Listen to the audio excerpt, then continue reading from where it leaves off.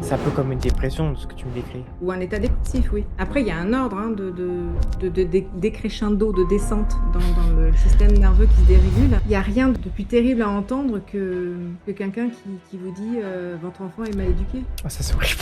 Un Ah, parent c'est et presque une insulte à ce niveau-là, je pense. c'est terrible. Eh bien non, c'est l'inverse en fait. Un enfant, pour exprimer son insécurité, s'il peut le faire, ça sera avec des gens sécures. Il y a une très forte croyance que quand on veut, on peut, mais au niveau du système nerveux, c'est plutôt l'inverse. Plutôt quand on peut, ben on veut. C'est comprendre que le comportement de leur enfant est involontaire déjà, que ce n'est pas un caprice ou une mauvaise Mmh. éducation, mais bel et bien un dysfonctionnement de leur système nerveux dérégulé. La vie n'est que changement, que nous sommes avec nos systèmes nerveux mis à mal de génération en génération et que nos enfants ne peuvent plus s'adapter sans travailler à réguler leur système nerveux. C'est plus possible pour eux. Alors, bonjour, Anne, comment tu vas? Je vais bien, merci Diego et toi? Ça va, ça va. Très contente de pouvoir te voir dans ce podcast. Ça fait un moment qu'on le prépare maintenant. Je suis ravie aussi. OK, bon, bah, je suis content que tu puisses bien m'entendre. On va pouvoir commencer avec les premières questions. Peux-tu te présenter? Alors, je suis Anne-Mélène Fortin, je suis thérapeute. J'accompagne les familles avec, enfants, adolescents neuroatypiques, hypersensibles, avec ou sans handicap, pour Mmh. retrouver sécurité intérieure, confiance en soi et surtout harmonie familiale. Parce que ce chemin est compliqué. Oui. Ça demande une sécurité intérieure, une confiance en soi, de l'énergie. Il y a beaucoup de remises en question, de choix, d'engagement, de présence. Mon accompagnement apporte tout ça. Je suis moi-même neuroatypique, maman d'un enfant neuroatypique aussi, porteur d'handicap. D'où mon chemin jusque-là. OK. Donc, tu peux nous expliquer ton parcours avec, ton fils, du coup? Parce que de ce que j'ai pu comprendre, ton fils a une grande importance dans ton activité. Oui. Alors mon fils, il a 17 ans aujourd'hui. Il a été scolarisé à temps partiel jusqu'à peu près 8 ans et après Mmh. l'école a été, un peu dépourvue de moyens pour pouvoir continuer avec lui, surtout avec son handicap. Donc on a fait instruction en famille, je me suis formée, une formation adaptée à l'handicap de mon fils, pour faire école Mmh. à la maison. On a mis en place une prise en charge libérale. J'ai arrêté de travailler pour ça. J'ai eu la possibilité, la chance même de pouvoir m'arrêter de travailler. Voilà, aujourd'hui, il a 17 ans, on continue ces apprentissages-là et sa prise en charge et ça se passe très bien. OK. Bah, ça a l'air de plutôt bien se passer et pas trop de complications, donc Non, ça va. non, non, non, non, il est dans une bonne routine, il est très sécure, voilà, il va à son rythme, hein, bien évidemment, Mmh. mais de façon sereine, quoi. OK, super. Qu'est-ce qu'une personne, neuroatypique? Alors, une personne neuroatypique, c'est une personne neurodivergente, c'est à peu près c'est le même terme. Concrètement, ce sont les personnes qui sont, au potentiel intellectuel, et ou émotionnel. C'est Mmh. les enfants avec TDA, TDAH, avec hyperactivité ou pas. Ce sont tous ceux qui sont dans le trouble du spectre autistique, les multidys, voilà. C'est des personnes qui traitent les informations au niveau du cerveau de manière différente, de percevoir le monde et de réagir aux stimuli extérieurs différemment. OK, Voilà, moi, ma définition. d'accord. C'est, très intéressant. Donc, comment définis-tu une personne hypersensible? Est-ce qu'il y a des critères, particuliers ou c'est même en termes d'énergie ou, quelque chose? Alors pour moi, une personne neuroatypique, elle est forcément hypersensible, Ah, mais l'inverse est possible aussi. Il peut y avoir aussi des personnes hypersensibles qui ne sont pas forcément neuroatypiques ou bien qu'elles ne le savent pas encore. mmh, d'accord. Voilà. Donc ça peut se percevoir en fait, c'est comme des énergies qui se rencontrent un peu, non? Oui, bah, bien sûr qu'on détecte un peu, rapidement, comment fonctionne l'autre et si on en retrouve des similitudes, évidemment, on va le capter tout de suite. Heu, donc voilà et l'hypersensibilité, ça se joue aussi, c'est pas enfin pour moi, hein, ma vision de mon accompagnement, c'est que l'hypersensibilité, elle se joue au niveau du système nerveux et c'est pour ça que je précise bien que mon accompagnement, c'est pour des personnes hypersensibles. Ce sont des personnes qui traitent l'information vraiment en profondeur par rapport à d'autres. Donc elles ont un système nerveux qui sature plus vite. Ah OK, donc plus de fatigue, plus de burn-out rapide, trucs comme ça, Voilà. quoi? Il y a des saturations sur le plan sensoriel, sur le plan cognitif Mmh. et c'est en ça que la régulation du système nerveux pour ces personnes-là est vraiment essentielle. Il y a OK, aussi donc une réactivité émotionnelle. C'est des personnes, qui sont des éponges à émotions. ah ouais. Ouais, Donc c'est un ça peu les aussi. psys, les potes psy quoi, un peu. Mais en fait, c'est là aussi que j'interviens dans la gestion des émotions, si vraiment, c'est problématique aussi. Si c'est quelque chose OK. qui n'a pas été, appris, c'est important. Mmh. Donc c'est des gens souvent qui sont assez facilement irritables en fin de journée ou même, tout au long d'une journée en soi?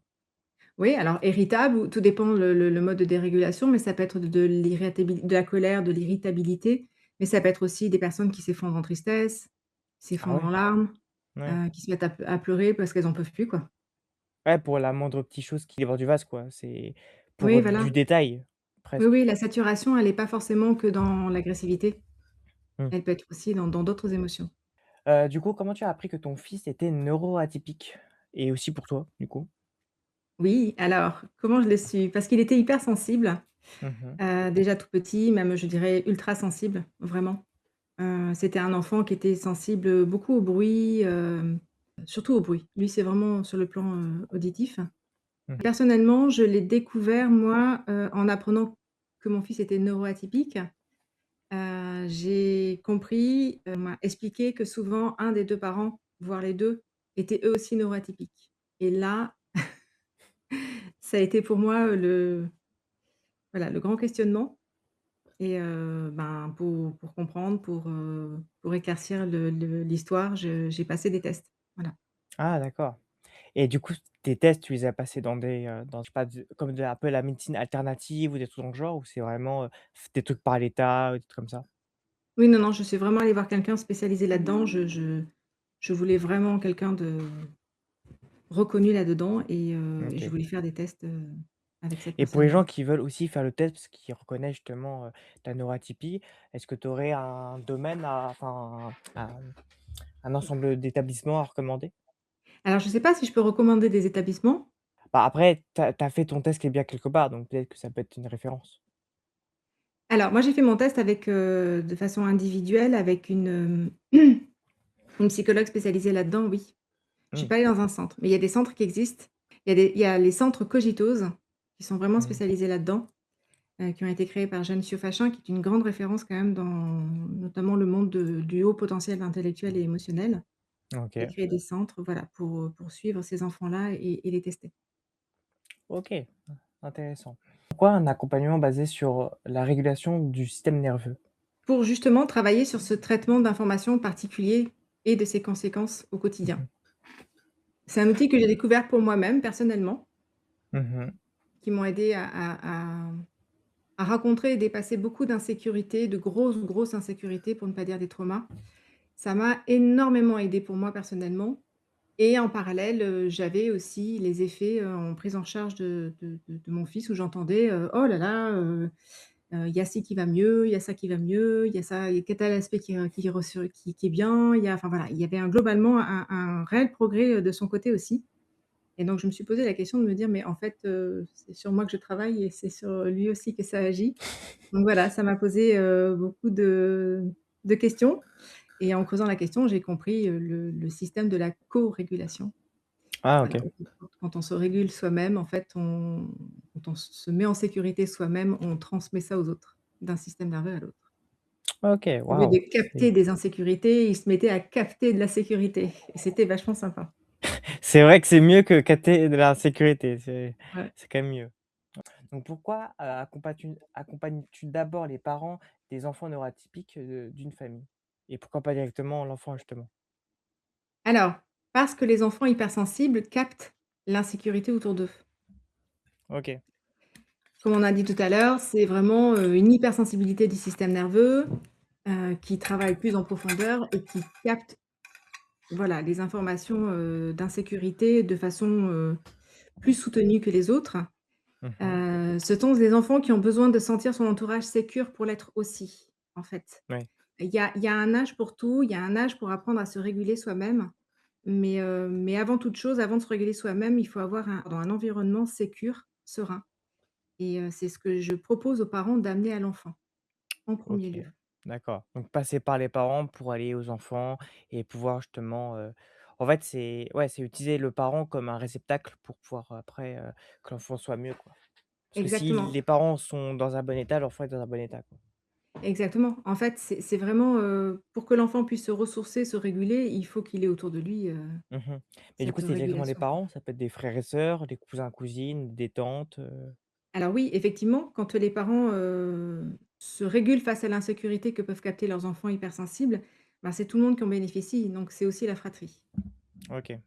Et la corégulation, elle se fait avec, leur enfant hypersensible, mais elle se fait aussi avec toute la fratrie. Donc ça veut dire que tu peux accueillir, je sais pas, le cousin et la tante et du coup l'enfant en question? Oui, alors c'est vrai que ça m'est, cousin, tante, ça m'est jamais arrivé. Ça m'est arrivé au niveau d'une grand-mère. C'est souvent les parents quand même qui sont auprès de leurs enfants. Mais Mmh. une grand-mère qui était très investie, dans cette façon de voir les choses et qui avait régulièrement cet enfant-là avec lui. Donc j'ai OK. trouvé ça très sympa aussi, parce que c'est pour tous les proches. Moi, j'ai une approche au niveau des parents, mais voilà, plus rarement, j'ai des approches au niveau d'éducateurs, par exemple, qui s'occupent Ah! de ces enfants-là dans la journée. Ça pourrait être, aussi au niveau des instituteurs, de tous ceux qui peuvent accompagner ces enfants-là pendant la journée, en dehors du cadre du parental. OK, OK. Du coup, quand est-ce que tu interviens auprès des enfants? Alors, c'est quand ils sont suffisamment grands et surtout quand ils ont évolué dans un environnement qui est déjà régulé. Parce qu'au-delà d'être dans un environnement où il est co-régulé, où il est sécure, où il est serein, un enfant pour, grandir, et apprendre à devenir autonome et donc sur le plan du système nerveux, c'est devenir autonome à se réguler soi-même, Mmh. il faut qu'il y ait eu du lien, en fait. L'enfant, il a besoin de grandir quand on dit besoin de grandir en sécurité, c'est besoin de grandir avec du lien, de l'attachement. Et si on va plus loin, avec de l'amour en fait, hein, tout simplement Ouais. et aimer son enfant, c'est ou être aimé, c'est être vu et entendu dans tout ce qu'on fait, dans tout ce qu'on expérimente, avec un cadre qui nous permet de comprendre ce qui est possible à l'âge où l'enfant à l'âge de l'enfant ou pas.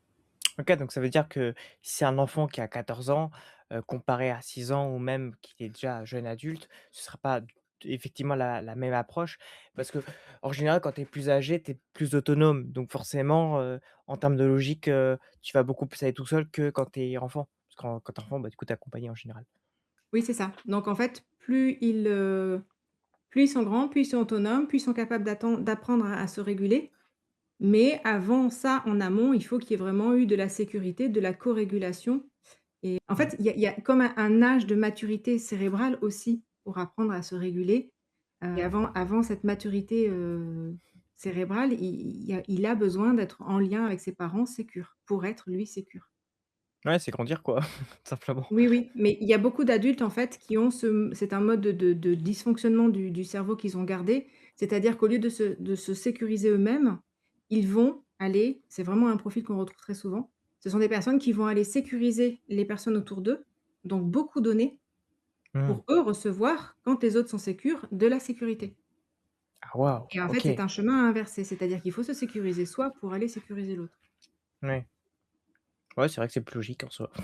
Oui, puis ça fait des adultes qui sont beaucoup en attente des autres, qui donnent beaucoup et qui ont besoin de Ah, pas reconnaissance et forcément de autant, voire pas en fait. oui. Donc ça crée beaucoup de déceptions, tout ça. Mmh et puis il y a beaucoup d'attentes sur le donner et recevoir. Je pense bien, ouais. Quel type de, profil d'enfant hypersensible existe-t-il sur le plan, du système nerveux? Alors l'hypersensibilité, elle se manifeste au niveau du système nerveux par 3 comportements différents, Mmh mh. parce qu'il y a 3 états d'être dans le système nerveux insécure, que les gens en général connaissent, c'est le combat, la fuite et le figement. Donc du coup, il va y avoir 3 comportements au niveau des enfants. Il y a ceux qui réagissent par le combat, donc ils vont être, dans l'agressivité, l'hyperactivité physique, l'impulsivité, enfin voilà, il y a beaucoup, beaucoup d'hyperactivité, physique. Mmh. Ceux qui réagissent par la fuite, alors eux, ils vont être dans une hyperactivité mentale, donc ça va être beaucoup de dispersion, beaucoup de di ils vont se plonger dans le divertissement. C'est aussi des enfants qui sont un peu à côté de la réalité, ils pensent que Ouais, côté un peu irréaliste oui, voilà, il y a un côté un ou les trucs peu, genre syndrome de Peter Pan, un truc dans le genre? et voilà, c'est ces enfants dont on dit: «Oh là là, il manque de maturité, il manque de» oui, mais en fait, c'est parce qu'il est déroulé dans la fuite et donc Mmh. il est pas dans l'instant présent, il ne grandit pas dans l'instant présent, au rythme des autres. Donc ça peut être un peu être dans le passé ou dans le futur, des trucs comme ça, non? Oui, ben, c'est des enfants qui se divertissent beaucoup, qui vont jouer beaucoup, qui vont se divertir sur les écrans, qui vont vouloir regarder, la télé, qui vont vouloir, Ouais, s'évader quoi, tout simplement. s'évader. Exactement. Et après, il y a ceux qui se figent. Donc ça fait c'est les enfants, les adolescents qui sont dans la procrastination pure et dure, qui se replient sur soi, qui sont dans l'inhibition, voilà. Ils Ils réagissent font pour se rien en défendre fait. comme ça. Comment? Ils ne font rien en fait, pour le coup. Ils ne peuvent rien faire. C'est une paralysie mentale un peu. En fait, dans cet état-là, dans ce qu'on appelle l'état de dorsal, l'état de figement, il y a une coupure, du cortex préfrontal. Donc c'est des enfants, en fait, qui, dans cet état-là, sont quand on leur pose une question, ils répondent: «Je ne sais pas. Je sais pas, je vraiment», ils ont que ça dans la bouche comme réponse, parce que vraiment, ils n'ont pas accès à leur préfrontal. Ils n'ont pas accès à leur réflexion, en fait. Donc il y a pas de réflexion, intellectuelle. Donc on peut croire qu'ils sont un peu bêtes, or que pas forcément. Ils sont surtout las, mous, sans plus rien qui les anime. C'est des adolescents qui s'éteignent en fait, Mmh. qui n'ont plus goût à rien ou si ce n'est peut-être parfois ils font des boucles à s'évader, Mmh. mais voilà, C'est un peu les comme une dépression de ce que tu me décris. ou un état dépressif, oui. Mmh. Oui, oui. Après il y a un ordre, hein, Oui. de décrescendo, de descente dans le système nerveux qui se dérégule. Il y a d'abord ceux qui vont au combat et à la fuite et puis, quand parce que ça demande de l'énergie et que le corps quand le corps n'a plus cette énergie à fournir, ne peut plus fournir cette énergie. Ben, il bascule, hein, vraiment dans cet état de figement, de procrastination, d'inhibition et en fait, on a envie de les secouer en disant: «Tu es fatigué, ben, mais c'est bon, secoue-toi et fais quelque chose», mais ils ne peuvent pas vraiment au niveau du système nerveux. Le système nerveux ne délivre plus l'énergie nécessaire.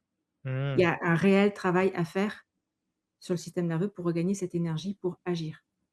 OK, mais ça veut dire qu'en général, ce genre de personnes, on va leur donner des médicaments, pour les booster ou des trucs comme ça? En pensant Oui, qu'ils sont juste malades ou des trucs comme ça? bah, il y a une très forte croyance que quand on veut, on peut, Ouais. mais au niveau Après, du système nerveux, c'est plutôt l'inverse. Plutôt quand faut on peut, faut, ben, on veut.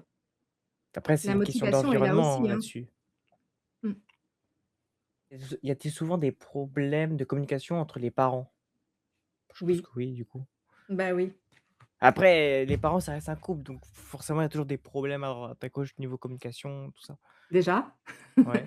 Déjà, il y a la dérégulation qui se fait entre chacun dans le couple, en plus de la problématique de l'enfant qui, Mmh. ne n'avance pas comme il le souhaiterait.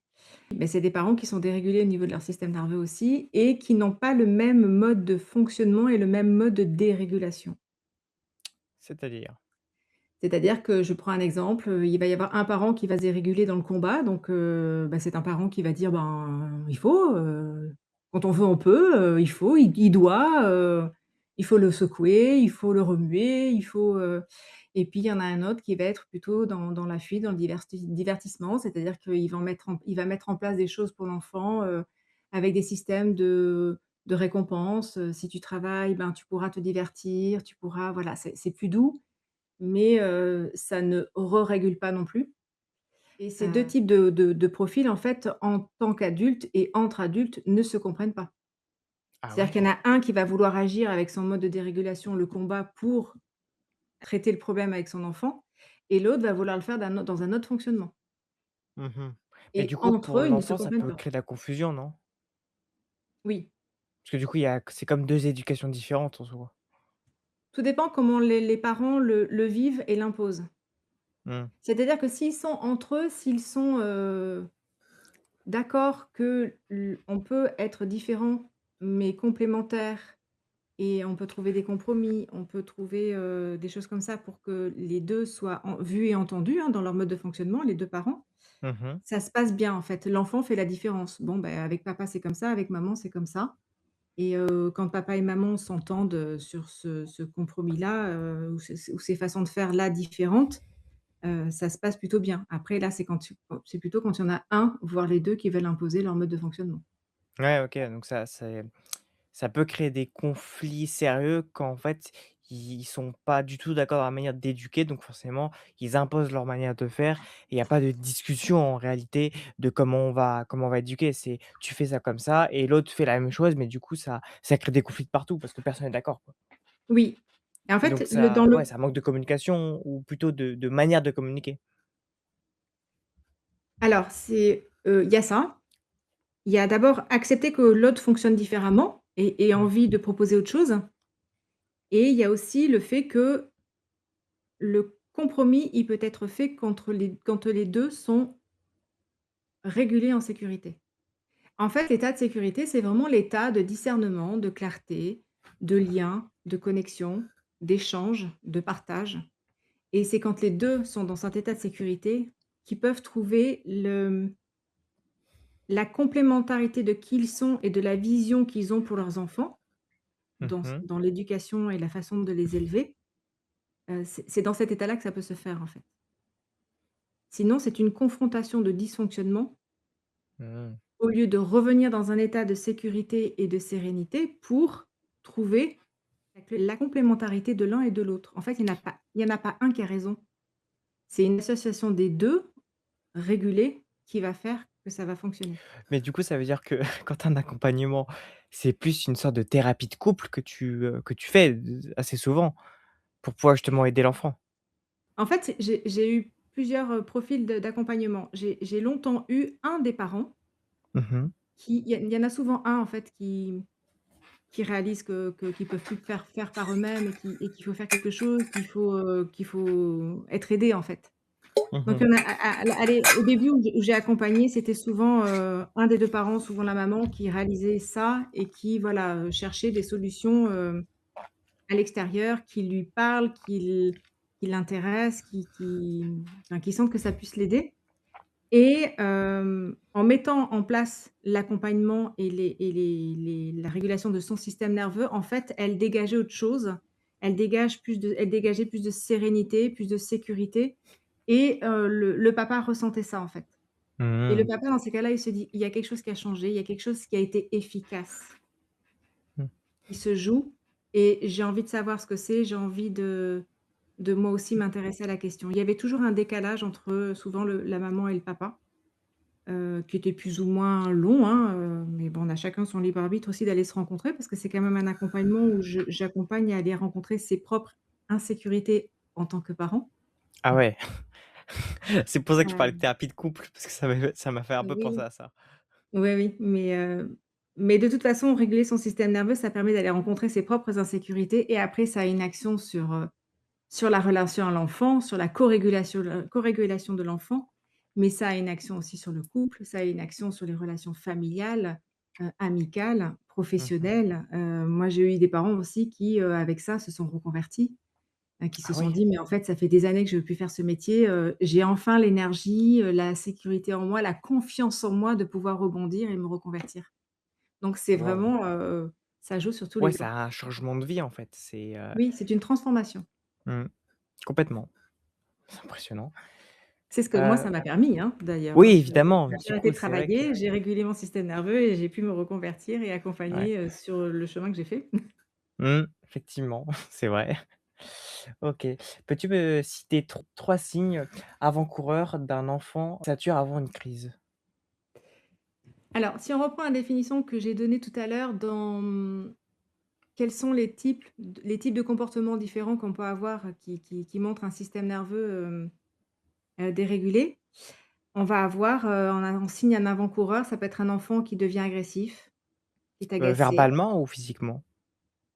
les Oh même 2. les 2, hein. Ouais. Mmh. Qui est agacé, qui voilà, vraiment, ou ça Donc peut être un proche d'un enfant, burn-out un peu, non? oui, mais même sans ça, en fait, en fin de journée, on peut être, même nous, hein, irrités, fatigués, à répondre un peu de façon impulsive, ça, c'est un signe de dérégulation. Ça peut être aussi, le regard fuyant, c'est-à-dire Mmh. qu'on parle, mais il y a pas de présence, il est pas là, il répond pas, il esquive, C'est un peu un bon. fantôme. Oui, voilà, c'est la fuite, Mmh mh. ou la dispersion et puis un enfant qui réagit pas. Pose des questions, il répond plus, il est plus là, mais alors là, pour le coup, c'est plus de la fuite, c'est je ne suis plus là du tout, enfin je suis déconnectée. Mmh. Mais c'est un peu Hyper un fatigué, de esprit l'épuisement, en de fait. ah ouais, OK. Un esprit d'invisibilité de: «Je veux pas exister, donc je préfère même pas réagir», en fait.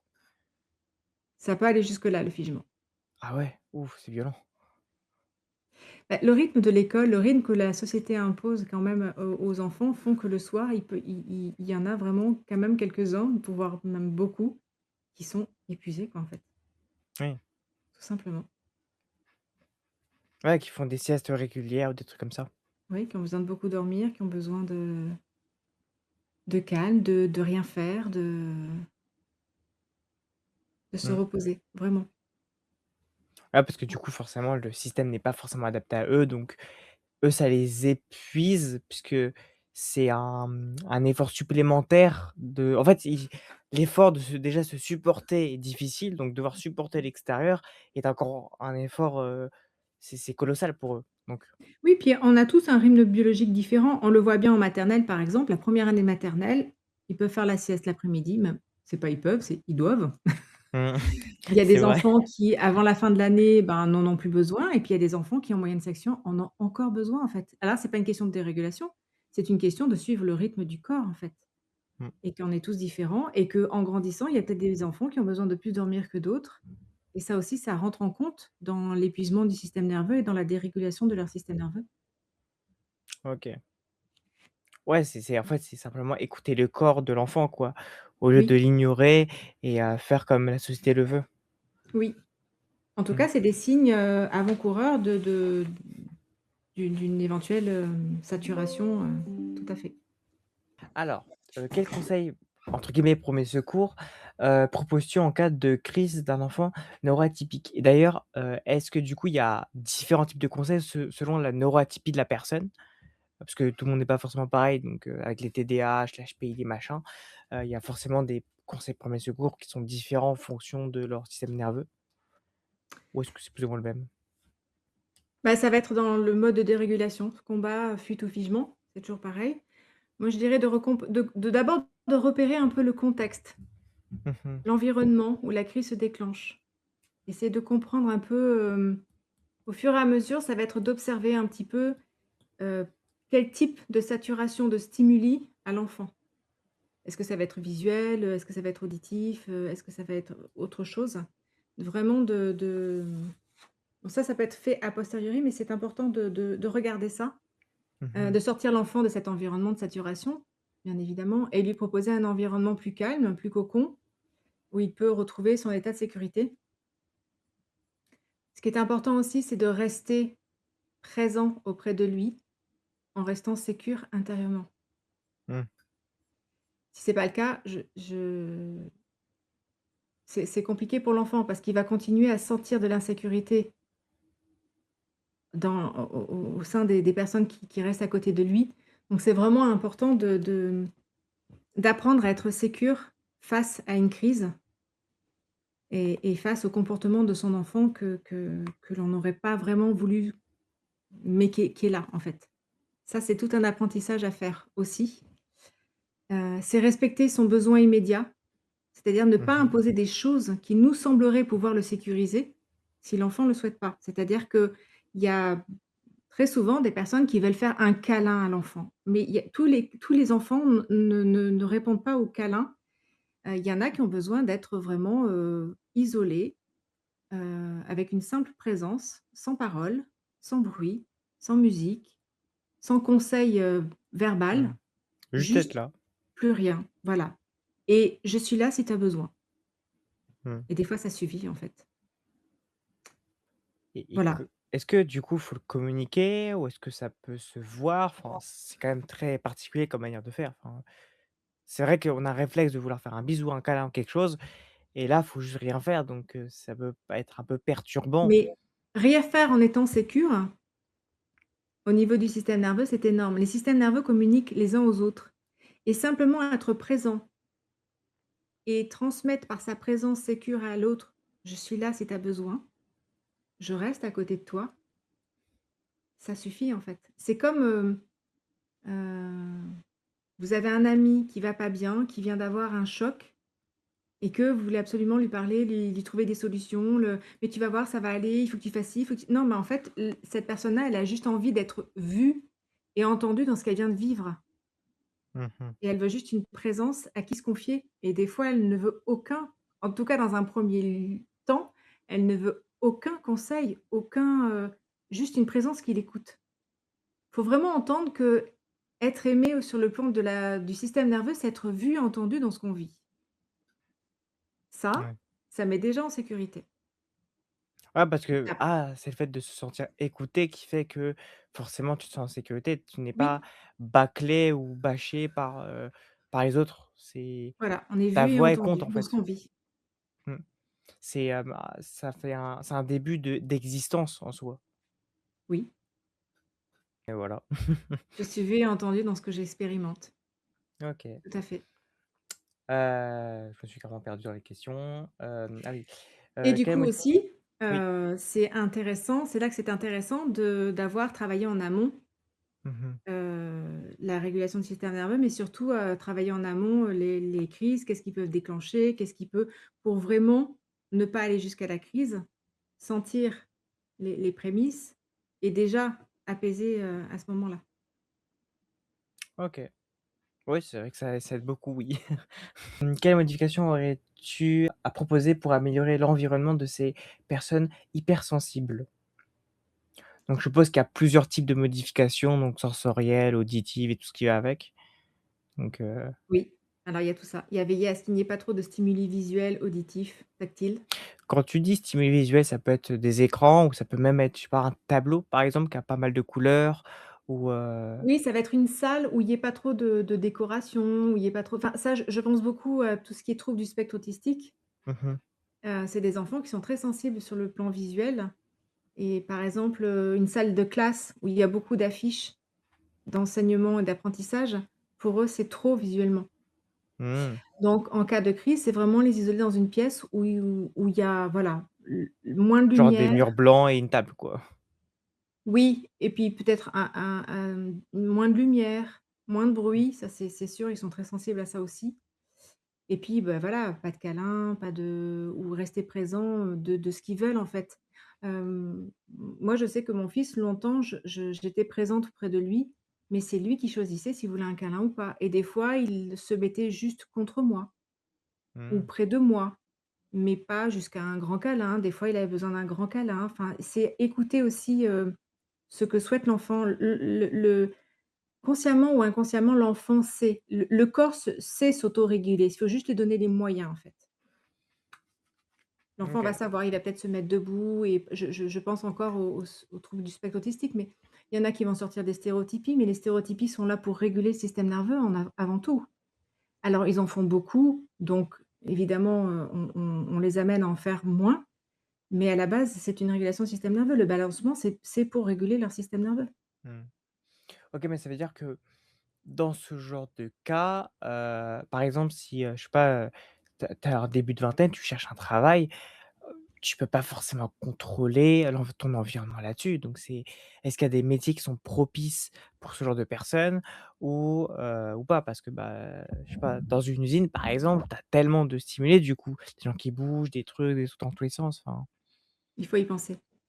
Il mmh. faut y penser et effectivement, ben, pour les hypersensibles après, quand on régule son système nerveux, on est moins sensible. Mmh.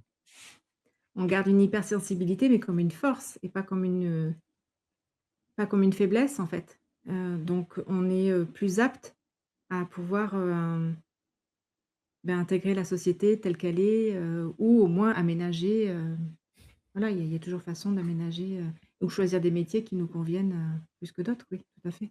Mmh. OK et du coup Après, il oui. y a aussi, donc, veiller à ce qu'il n'y ait pas trop de stimuli visuels, comme j'ai dit, auditifs ou tactiles, mais il y a aussi, inviter l'enfant à revenir à l'état de sécurité et de repos régulièrement. Lui proposer des temps calmes tout au long de la journée. Ça fait Mmh. partie de la régulation de son système nerveux. Ouais, À l'école, je forcément. suis pas sûre je pense que c'est de plus en plus, mais il fut un temps Bah où l'école ne proposait aucun temps de repos. Parce il me qu'une semble qu'en récréation où les gens où primaire et les au collège, tu as les temps calmes. après manger. Oui, bah, ça, c'est bien. Mais il faut Enfin, en tout cas, moi, c'est ce considérer que j'ai vécu, donc je savais que ça existait, mais après, je sais pas si, ouais. les temps de récréation, par exemple, pour beaucoup d'enfants, c'est pas un temps de repos. Mmh. Ils se défoulent, c'est très, très bien, hein, ils jouent, enfin voilà, mais pour certains, c'est pas un temps de retour au repos, même pour beaucoup. Ça n'est pas du tout pareil qu'un retour au calme vraiment où chacun se pose, je ça peut être un exemple de 2 minutes où, voilà, on s'assoit bien dans sa chaise, on se relâche, on ferme les yeux et puis personne fait du bruit, puis personne fait un bruit et ça pendant 2 minutes, ça régule le système nerveux, en fait. Mmh. Donc c'est vrai qu'il y a un timing précis, je sais pas, tu disais 2 minutes, mais est-ce que ça peut être genre 20 minutes, 1 heure qui est besoin ou Il vaut mieux faire très souvent quelques minutes Mmh. qu'1 fois dans la journée 20 minutes. Ouais, OK, waouh, Le oui. système nerveux, pardon, a vraiment besoin de faire une alternance entre repos et activation. Mmh. OK, ah Et oui, pour ça me les fait penser activités pardon. oui, ça me fait penser à une méthode, de travail que moi j'ai effectuée. Bon, ça marche pas sur moi, mais l'histoire du pomodoro où c'est 30 minutes de travail, 30 minutes de pause ou je sais pas, il y a un truc dans là-dedans, de pause régulière. Ça, c'est important. Mmh. Réguler son système nerveux, c'est ça en fait, hein, avant tout. C'est de passer dans un mode d'activation et dans un mode de repos. Et on vit dans une société où on a de moins en moins le temps de retourner dans cet état de repos, ne serait-ce que quelques minutes. Et c'est pourtant indispensable au système nerveux.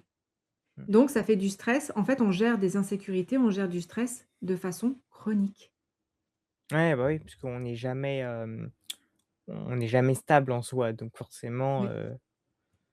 bah, on se fatigue bêtement quoi, tout simplement. Voilà. OK, Et puis je donc voulais quel rajouter pour les parents, en fait, c'est aussi, les week-ends ou les mercredis après-midi, alors proposer des activités qui nourrit l'enfant intellectuellement, sensoriellement, oui, c'est très bien. Ils ont besoin d'être nourris sur ces plans-là, même sur le plan enfin, intellectuel et cognitif. Mais aussi proposer des temps de connexion à la nature, simplement des balades en forêt. Ça fait beaucoup de bien pour tout le monde, en fait. C'est se reconnecter à ce qui est, à l'instant présent, à la nature qui, elle, est, profondément et durablement, sécure ouais. et voilà, ça aussi, c'est tout aussi important pour un Même pour les enfant troubles d'être nourri sur ce autistiques ou, plan-là. justement quand il y a beaucoup de textures, beaucoup de comme tu dis dans les classes, aller dans une forêt et tu as plein de il y a plein de bruits, il y a sûrement peut-être des animaux ou, plein de stimuli, donc est-ce que c'est vraiment une super idée d'aller dans la nature? Ou est-ce que justement parce que c'est la nature, c'est très différent? Mais dans la nature, tu as pas beaucoup de bruits d'animaux qui sont stressants, hein. Tu vas surtout entendre les oiseaux chanter, et Après il y a beaucoup de stimuli de visuels quoi, donc peut-être que oui, mais c'est naturel.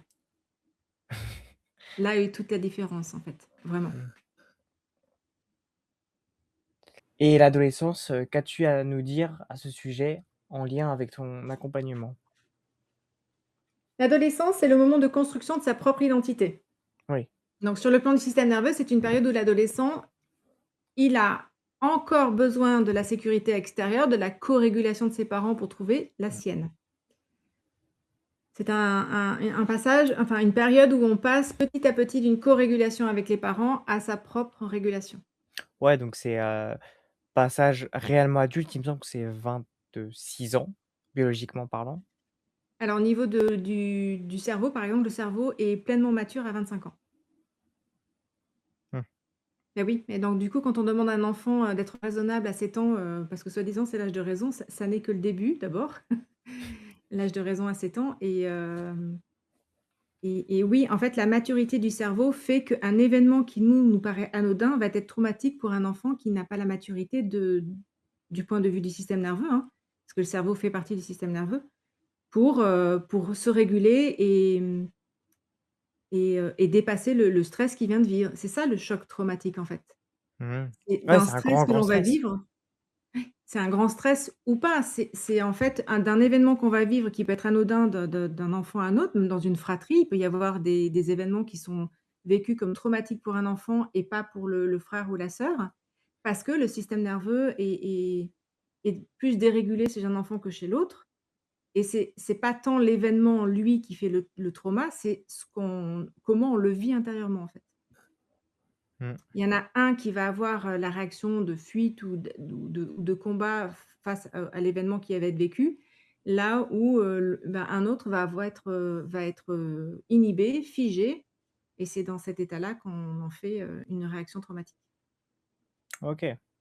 Mais du coup, ça se voit pas forcément qu'il va faire une réaction traumatique parce que c'est souvent intériorisé, donc c'est pas quelque chose de très visuel en soi. Non, en fait, la réaction traumatique, elle s'installe. On réagit face à un événement dans le figement, Mmh mh. mais, le corps a la possibilité d'abord d'un point de vue du système nerveux, nerveusement de libérer ça. On peut le libérer aussi par les émotions. Il est important d'évacuer les émotions et il est aussi bien évidemment aussi important d'en parler et c'est là qu'on va voir si le trauma il y a un trauma qui s'installe ou pas. Mmh. Mais c'est permettre à l'enfant d'évacuer ce qu'il a vécu, qu'il a dans un premier temps figé. C'est pour ça qu'une Ouais. personne qui subit un choc traumatique, qui a vraiment, par exemple, un accident et qui se met à trembler, il ne faut surtout pas l'arrêter. C'est un réflexe du corps de trembler pour évacuer toute l'énergie traumatique. OK, et du coup, c'est-à-dire que si on l'empêche de trembler, bah, en fait, ça peut même empirer la situation en soi? Oui. Mmh. Et c'est conscient ou inconscient ça, pour le coup? De se mettre à trembler? Non, mais de la réaction, si on l'arrête la personne de trembler, ça sera inconscient du coup, non? Parce que la personne ne va pas comprendre si elle tremble, enfin, qu'elle tremble. Oui, bah, c'est les personnes qui veulent sauver, qui veulent tout de suite trouver une solution à la problématique au lieu d'aller la rencontrer, en fait. Mmh. Donc C'est ouais, une autre habituellement. dérégulation. Mmh. Les écrans, amis ou ennemis, du coup? Ah! Bah, tout Mmh. dépend comment ils sont utilisés et à quel âge. Mmh. Même si, bah, il y a une question bien sûr d'âge. Ils peuvent être utilisés comme un de divertissement, à condition que cela ne tombe pas dans une dispersion trop longue. Ouais. Voilà, c'est tout l'enjeu de pouvoir se divertir sans, s'égarer trop longtemps et passer dans la fuite. Sinon ça devient une source de stimuli qui pourrait engendrer une surcharge d'informations et qui entraîne Mmh. des crises. Ah ouais? Carrément? Oui, oui, il y a des enfants qui, trop d'écran, créent des crises, hein. Ouais, bah, c'est quand ils se mettent, ouais, quand ils deviennent, en fait, irritables, donc forcément, ils s'énervent, ils crient, tout ça. Mmh. Oui, Mmh. oui. OK. Mais on Alors, vit dans un monde d'écran et les enfants, notamment, grandissent avec, hein. mmh, Donc il y a aussi le côté positif, mais il faut être vigilant, vraiment. et tu as des, bon, je sais qu'il y a un truc de ils donnent des conseils sur les différents âges de qu'on aura aux écrans, genre 3 ans, c'est pas la télé, machin, tout ça. Est-ce que toi, tu es d'accord avec ça ou peut-être que c'est pas bien expliqué? Enfin, en tout cas, c'est pas forcément juste par rapport à la réalité? Moi, mon enfant, je vais donner mon expérience personnelle. Mon enfant, je faisais très attention à son comportement avec les écrans. Mmh mh. Tant qu'il reste calme, avec le sourire, joyeux d'utiliser et de voir ce qu'il regarde, enfin de voilà, d'être content de tout ce qu'il regardait, moi c'était OK. À partir du moment où il y a un comportement où il est agacé, où il devient irritable, où il n'arrive pas à quitter l'écran non plus, quand on lui demandait par exemple: «Maintenant c'est stop» et que, il est déjà agacé, en colère de devoir quitter l'écran, c'est déjà trop tard en fait. Mmh. OK. Donc c'est tester un peu la durée de chaque enfant avec un écran et dans quel état. Si c'est en rentrant le soir de l'école alors qu'il est déjà complètement dérégulé, épuisé, fatigué et lui mettre un écran, pour se divertir, je conseillerais vivement de le faire repasser dans un état de repos et de sécurité avant. Parce que du coup, on a cette sensation que si, bah, il est fatigué, tout ça, on lui met un écran, on se dit: «Bon, bah, il va être calme, donc forcément il est apaisé». Alors que, bah, pas forcément en soi. C'est plus une sorte d'illusion, qu'autre chose. Ça Et peut. En fait, il faut cerner la limite entre le divertissement et la dispersion.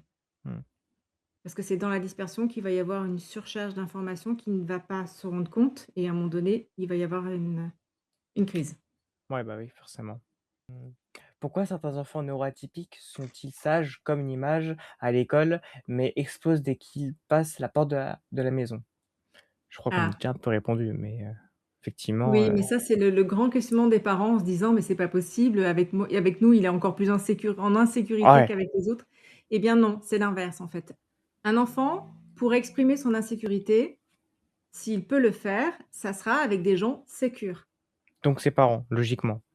et ce sont les parents qui sont la source de sécurité pour un enfant jusqu'à l'adolescence. C'est en général les parents qui sont les Mmh, plus sécures pour lui. Donc évidemment, toute la journée, il se contient. Probablement aussi parce qu'il est dans un environnement où il sait qu'il ne peut pas exprimer son insécurité, que les gens sont, pas disponibles et vont être certainement en insécurité, pour recevoir cette insécurité-là, donc ils ne le font pas, mmh. jusqu'à qu'ils passent le pas de la porte de chez eux et qu'ils posent le sac et que fou, tout sorte. Ouais, c'est, gestion du stress, tout ce qui va avec, quoi. Oui, oui et puis c'est en ça que l'accompagnement est très intéressant, c'est que, voilà, quand on a appris à se sécuriser soi-même, à revenir dans l'état de sécurité et de repos, nous en tant qu'adultes et parents régulièrement dans la journée, bah, il va pas y avoir aussi, une surcharge le soir quand l'enfant va arriver et on va être à même de pouvoir l'accueillir avec toutes ses insécurités, lui poser un temps de présence, d'écoute dans tout ce qu'il a à dire, dans tout ce qu'il a à exprimer, à le co-réguler et repartir sur un temps familial où tout le monde est serein. OK.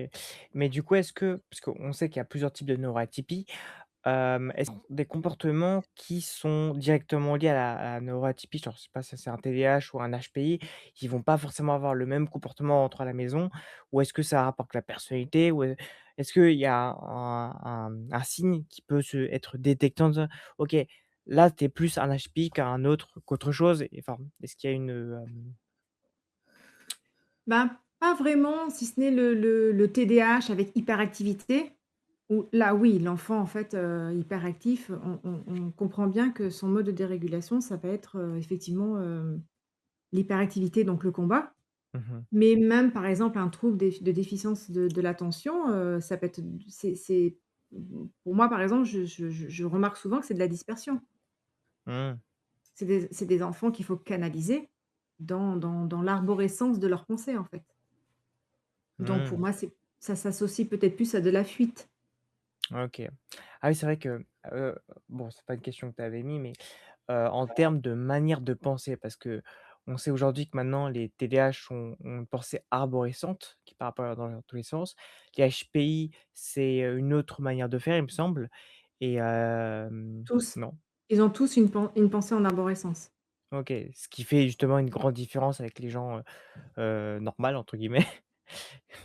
C'est ce qui fait surtout, bah, une saturation plus rapide. Mmh, Ils se fatiguent plus parce qu'ils vont en arborescence et qu'il faut sans cesse revenir, c'est difficile pour eux de revenir au point de départ. mmh. Ah parce que C'est ça va être plutôt justement puisque c'est de l'arborescence, c'est tout en même temps et pas un seul à la fois. oui, c'est pas linéaire en fait. Mmh, C'est pas la pensée linéaire où on va d'un point A à un point B à un point C, où on peut revenir au point B, au point A, enfin voilà.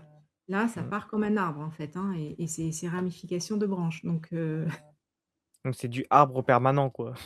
oui, c'est OK. ça.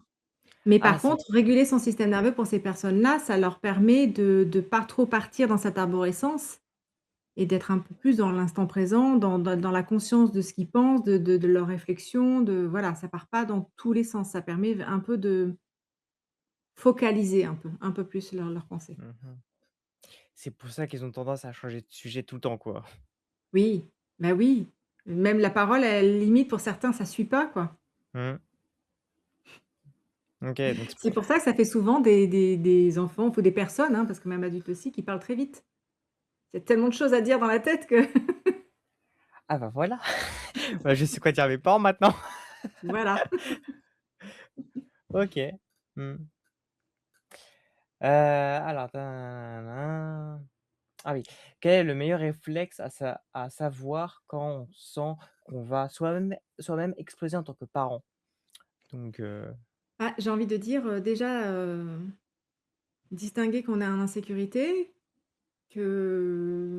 oui. que en fait, ça fait partie du travail que je propose, c'est de ressentir à chaque instant si on est sécure ou insécure Mmh.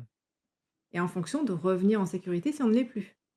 Et comment tu fais quand, quand par exemple, bah, l'environnement du parent, il a grandi dans un environnement très insécuritaire et que justement il connaît très peu le côté sécurité, que sa référence, c'est limite l'insécurité parce que c'est là où lui, il a grandi et du coup, bah, Alors forcément ça se transmet à l'enfant. oui, Comment tout à fait. Il y a vraiment des cas d'adultes qui, pour eux, être en sécurité est insécure. et du coup, bah, être en sécurité, ce qui devrait être habituel, bah, au final, c'est de l'insécurité. Ça les choses les enfin, la logique s'inverse. Oui, et alors le travail est à faire vraiment petit à petit. C'est Mmh. réapprendre que être en sécurité, c'est vraiment de la sécurité. Mmh. Parce que ça, c'est mental, en fait, Oui. souvent. C'est devenu, mais c'est vraiment revenir à l'instant présent dans son corps et ressentir la sécurité. En fait, il faut Mmh. savoir que 80 des informations dans le système nerveux vont du corps à la tête Mmh. et seulement 20 vont de la tête au corps et c'est là qu'on Mmh. comprend que c'est très, très important de travailler sur le corps. Mmh, Changer OK. ses croyances, changer ses pensées vont faire 20 du travail d'apaiser le corps et d'être sécure avec le corps. Mmh. Mais il y a encore beaucoup de travail à faire dans le sens inverse. Et en termes de nombre de séances, parce que, bah, on dit que ça prend du temps, mais c'est quoi? C'est 15 séances, c'est 20 séances, 50 séances, peut-être même 5 en fait? Ça dépend de la où en est la personne. Dans il y en a qui viennent me voir, qui ont déjà fait un certain développement personnel, qui ont déjà fait un certain travail. Ça dépend du stade de dérégulation, ça dépend de l'entraînement qu'ils font, du rythme auquel ils vont. Je m'adapte, vraiment je Mmh. m'adapte. Par contre, il y a quand même, besoin d'un minimum de séances, je vais dire, de 5 séances. Mmh. OK. Les 5 premières séances, c'est vraiment de l'apport, de connaissances quand même qui permet d'apaiser. Pour comprendre permet d'apaiser un peu, de qui Mmh. on est, comment on fonctionne et comment fonctionnent les autres et pourquoi on s'entend pas, pourquoi ça va pas. Mmh. C'est des connaissances et c'est des pratiques. Mais mon but de mon accompagnement, c'est vraiment d'accompagner les gens à devenir autonomes, à avoir cette façon de s'être entraîné et de s'être régulé dans son système nerveux et d'entretenir ça toute la vie. Parce que la vie, en fait, c'est quoi? C'est rencontrer des insécurités sans cesse, qui sont des messages à la base et de savoir les traiter en se régulant au fur et à mesure. Mmh. Donc je rends OK. les gens autonomes. Mmh. Ouais. C'est un peu faire grandir les parents en soi. C'est leur apprendre ce qu'on ne leur a pas appris.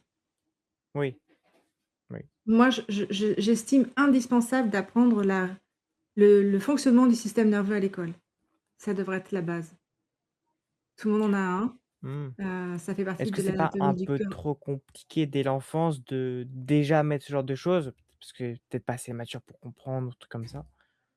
Ou à Il y a quelle des étape façons de l'école faudrait, implémenter ça?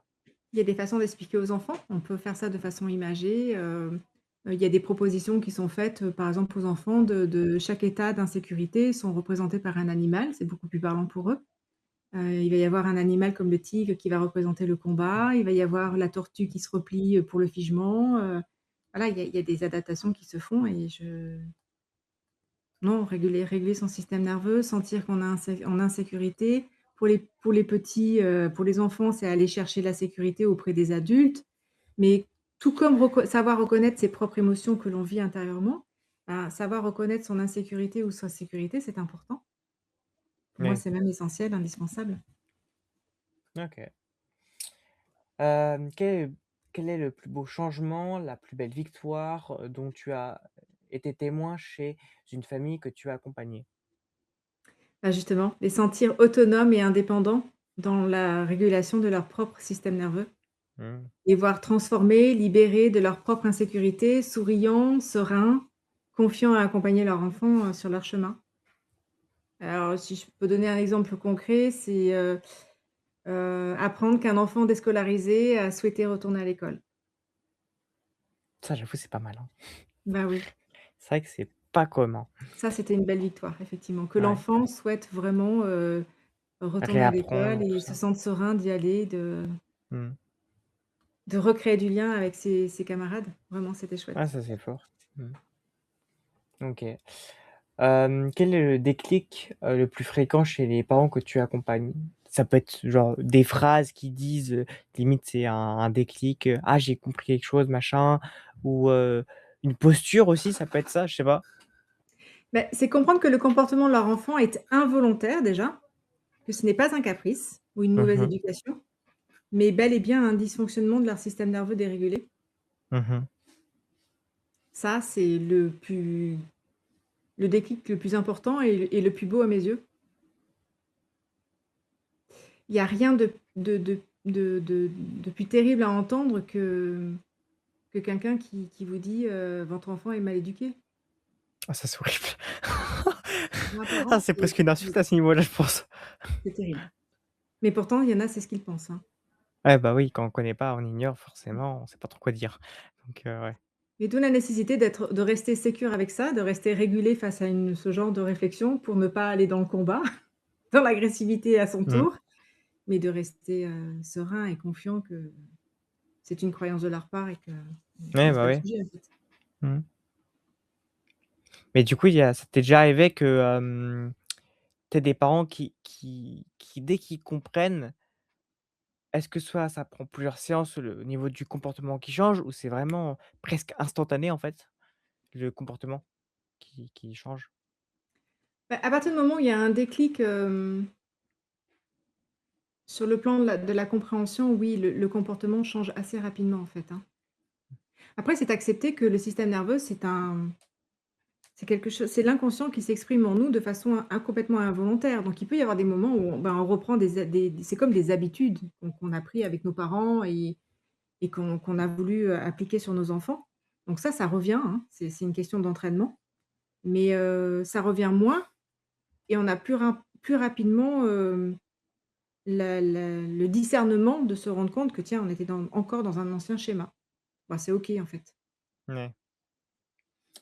Mais, est-ce qu'il y a des comportements, des parents qui peuvent être négatifs et du coup, bah, j'imagine que tu interviens ou est-ce que c'est souvent plus négatif ou souvent plus positif?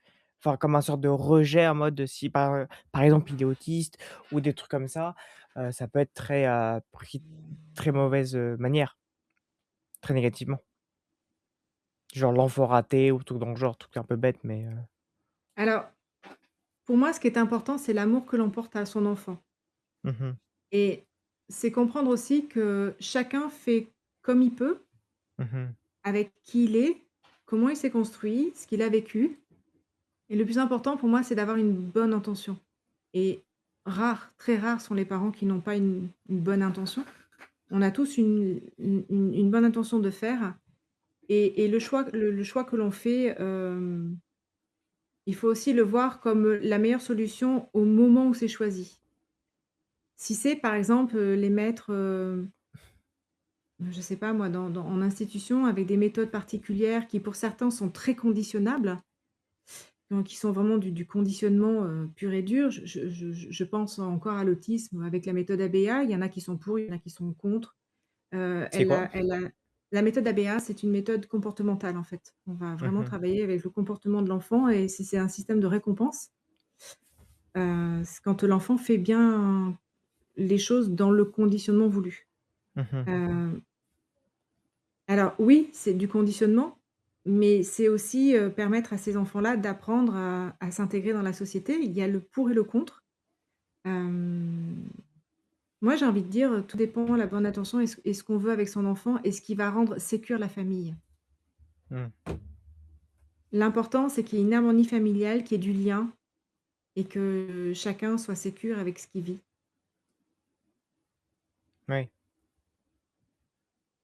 Et du coup, toi, ta manière d enfin, s'il y a vraiment des réactions qui peuvent être négatives ou presque, ouais, assez négatives, tu interviens ou tu te dis: «Bon, c'est pas mon enfant donc» est-ce que tu te donnes le droit d'intervenir dans ce genre de cas?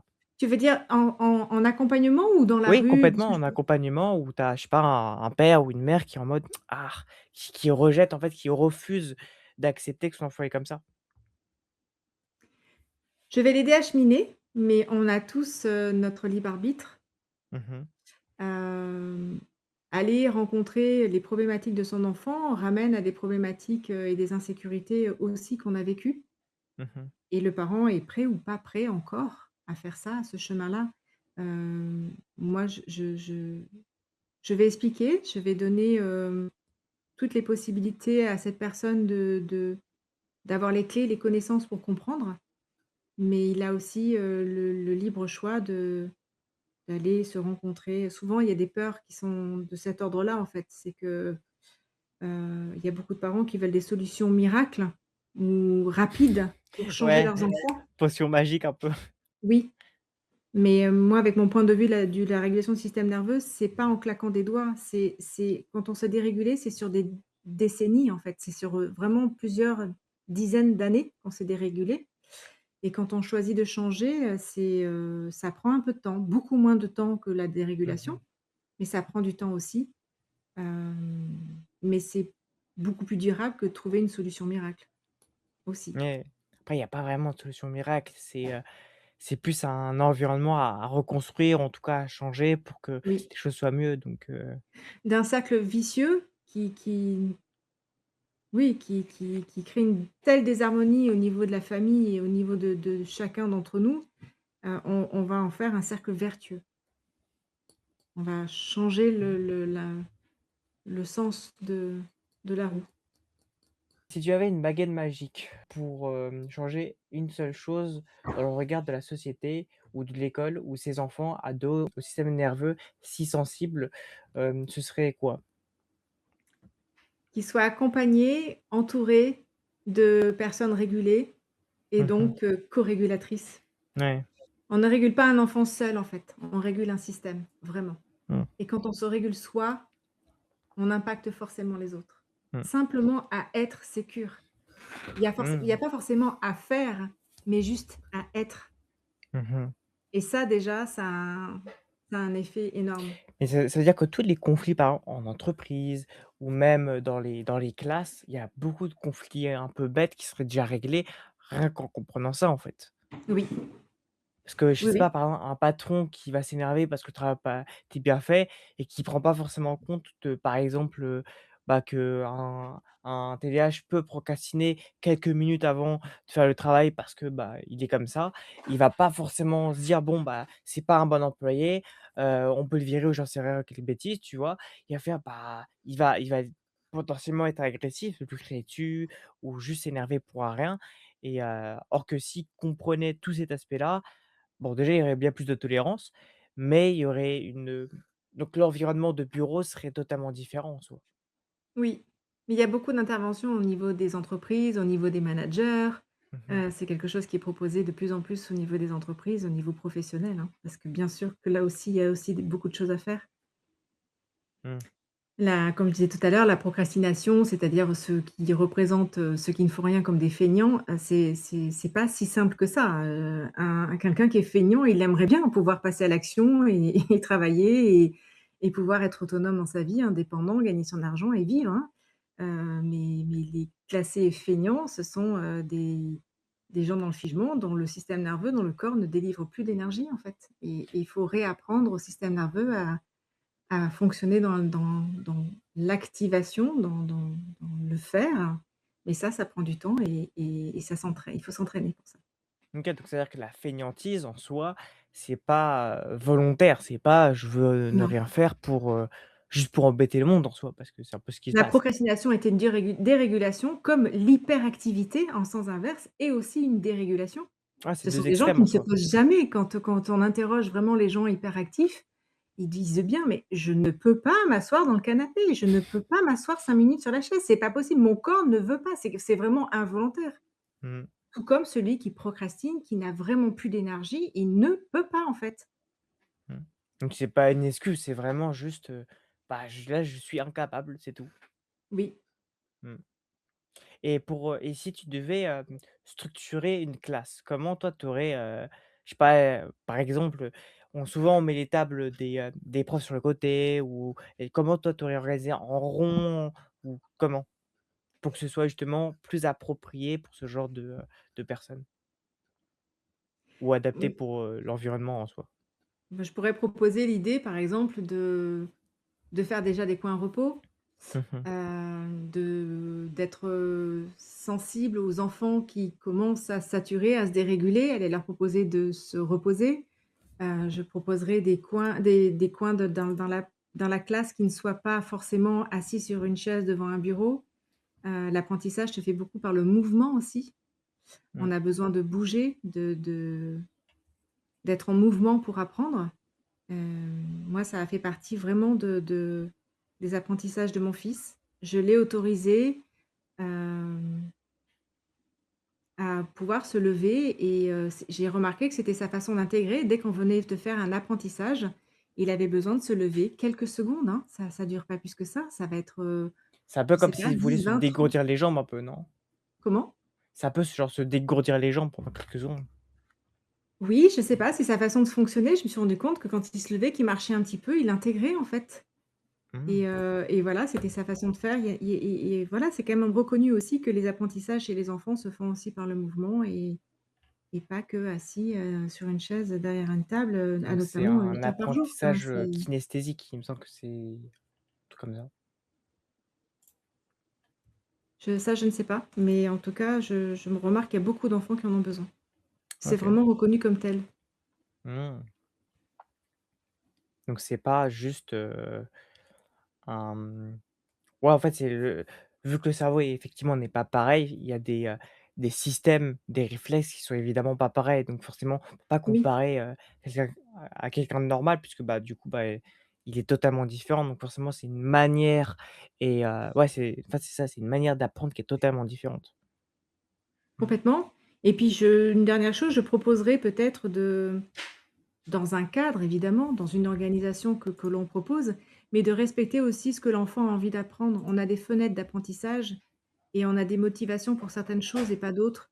Moi, j'ai un souvenir quand même d'enfants ou d'adolescentes, quand on me proposait tel jour à telle heure, on apprend le français et pas les maths et puis, on fait pas de Mmh. sport, si ce n'est tel jour à telle heure, tel autre jour à telle heure, bah, il y a des fois, j'aurais bien fait un peu de sport à la place d'un cours de physique et puis, j'aurais bien appris le français à la place des maths, quoi. Ouais, C'est une disposition que l'on a en soi et je trouve que ça pourrait être sympa d'y penser aussi. Voilà. donc ce serait plus faire des programmes en je dirais pas forcément en fonction de l'envie de l'enfant, mais plutôt en fonction de comment, de son niveau d'énergie, fatigue et comment lui il apprend. Oui, aussi et puis, peut-être des groupes, ceux qui veulent faire du français, ben, voilà, ceux qui veulent faire un peu de maths, et puis s'ils sont tous ensemble, envie Oui, de faire du après, français, on fait il y a un cours ensemble.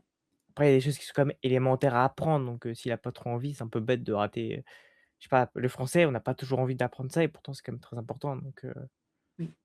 Après il y a des écoles, ouais, c'est trouver hors l'équilibre entre les 2 quoi contrat et hors éducation nationale qui effectivement, ben, c'est l'enfant qui choisit tout ce qu'il veut faire. et ça marche. Alors, je sais pas, j'ai pas expérimenté, je pourrais pas me prononcer, mais il y a des écoles où ils choisissent même de ne rien faire. Ça, c'est beaucoup plus C'est-à-dire? délicat quand même.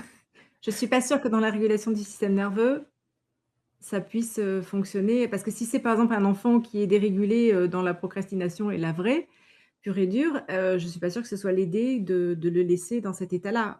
Dans ces cas-là, il vaudrait peut-être mieux l'amener à revenir en sécurité et depuis cet état-là de discernement, de recul et de clarté, intérieure, de pouvoir choisir. Mmh. Ouais, c'est vrai que ça aiderait pas mal, je pense. Qui s'entraînent à régler leur système nerveux ont-ils d'autres bénéfices à en tirer d'autres que ceux de leur relation avec leur enfant? Je suppose avec, bah, entre dans le couple en soi? Oui, oui, c'est ce qu'on a dit tout à l'heure, il y a énormément d'autres bénéfices. Mon accompagnement, il n'agit pas que sur la relation avec l'enfant, c'est un travail, personnel, holistique, qui joue sur tous les plans. Le Mmh, plan physique qui leur ça certains, ça leur permet aussi de retrouver une meilleure santé physique et psycho-émotionnelle. Ils retrouvent également leur énergie, leur potentiel, leur créativité, une confiance en soi dans tous les domaines de la vie, en fait mmh et mh. dans toutes les relations.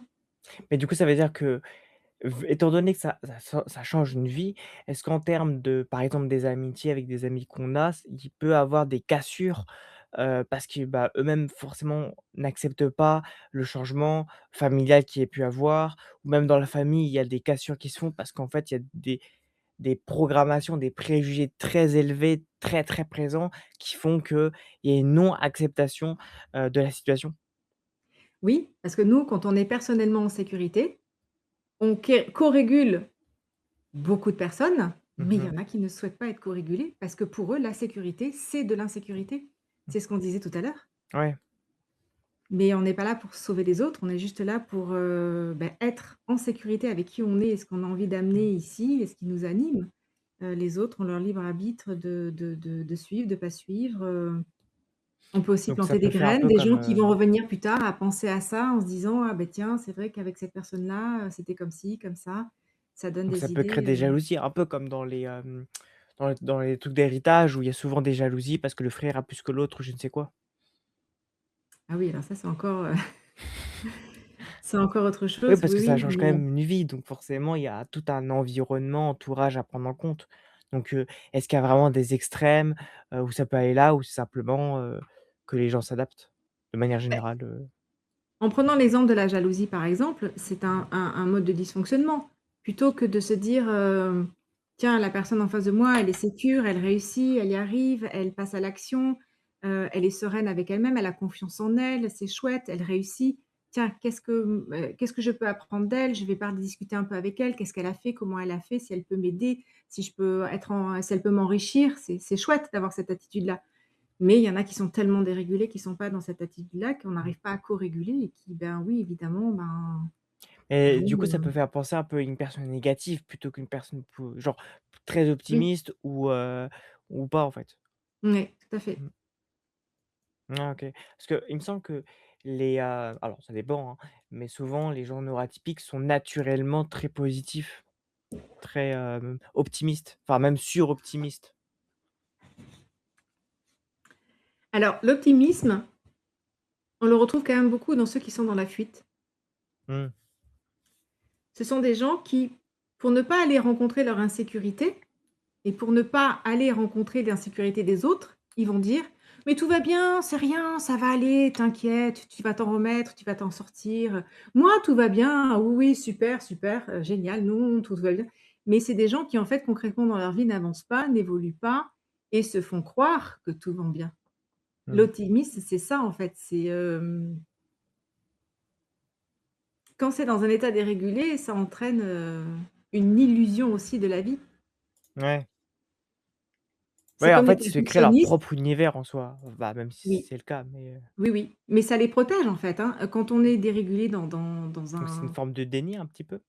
oui, Ouais. aussi, bien sûr. Et puis il y a aussi par exemple les perfectionnistes qui disent: «Oui, mais il faut que ce soit comme ça, il faut que ce soit comme ça, et puis il faut que je réfléchisse parce que là c'est pas parfait. Non, non, mais avant de faire, je vais penser aussi à ci, à C'est pas ça, un à peu ça». la Mais procrastination, ça par hasard? c'est des gens qui ne passent jamais à l'action. Mmh. Toujours dans l'hyper-réflexion, du machin, quoi. Voilà, mais l'hyper-réflexion en fait, eh ben, les protège de passer à l'action parce que l'action, Mmh. c'est insécure.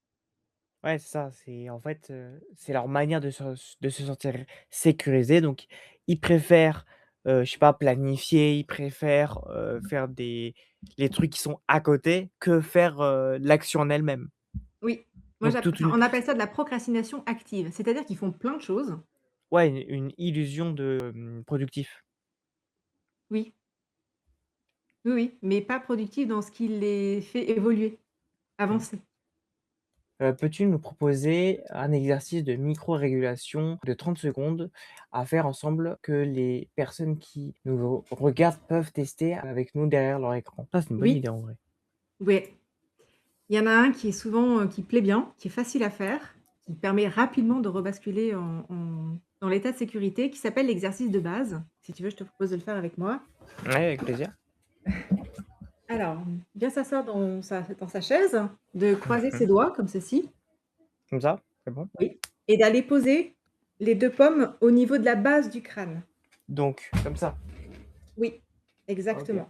Au-dessus de la nuque, à la base du crâne, vraiment et Et vraiment donc c'est un sentir que massage? c'est juste bien sentir que la tête repose dans les mains. Mmh. Bien écarter les bras et en gardant bien la tête droite, sans qu'elle bouge, on va Mmh. tourner les yeux complètement à gauche. par exemple, pour commencer. Je choisis un côté, on pourrait commencer à droite, hein. On va tourner les yeux complètement à gauche Mmh. pendant 30 secondes, sans vraiment bouger la tête, hein. Il n'y a que les yeux qui bougent et qui restent fixés à gauche 30 secondes. Et là, très souvent, on sent soit l'envie de déglutir, l'envie de bâiller, Mmh. un relâchement. Le relâchement, il peut être global de tout le corps ou un relâchement au niveau de la poitrine. Et quand on a atteint ce signe-là, on peut revenir et remettre les yeux en face. Faire un temps de pause. Et après repartir de l'autre côté, c'est-à-dire les yeux complètement à droite, Mmh. pendant 30 secondes, sans bouger la tête, que les yeux fixes à droite. Et ressentir toujours pareil, un des signes, le bâillement, la déglutition, le relâchement au niveau de la poitrine ou le relâchement global. Et ça, au niveau du système nerveux, c'est le signe qu'on a rebasculé en état de sécurité. OK. Parce que là, tu m'as fait faire un exercice, mais qu'est-ce qui fait que le fait de tourner les yeux, c'est important? Pourquoi dans cette position? Est-ce qu'il y a quelque chose qui, Oui. Alors pourquoi? Parce que là, en fait, on a ce qu'on dit souvent stimuler le nerf vague.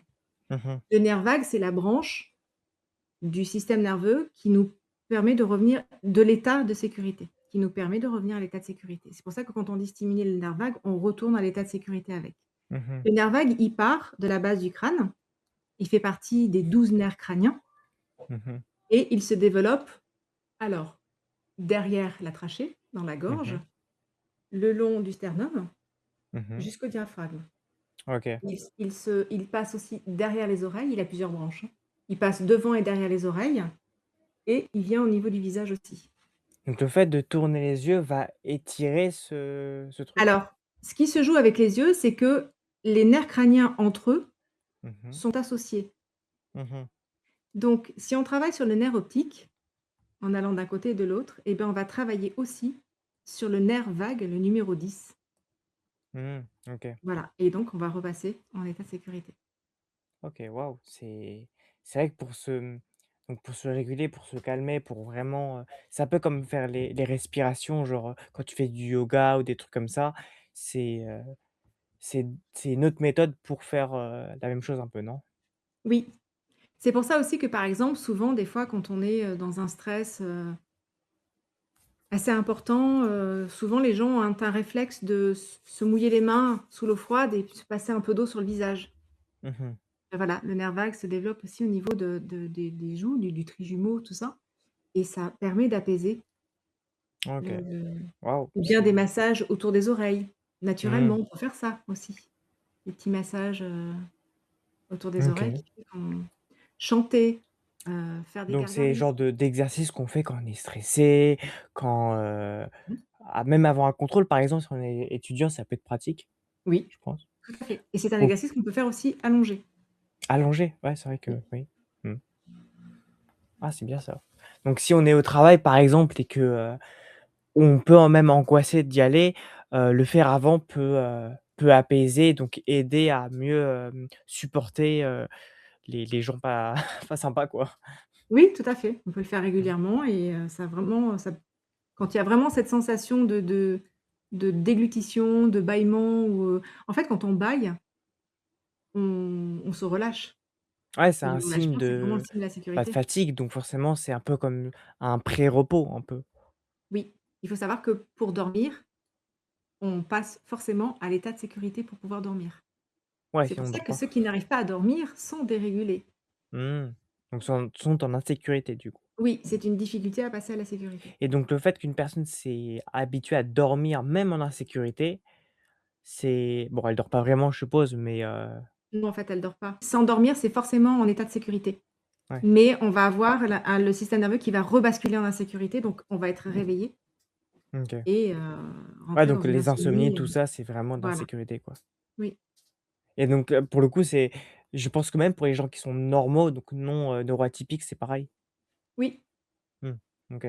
oui, oui, moi j'ai fait mmh, un focus sur les neuroatypiques, mais le système nerveux est le même pour tout le monde.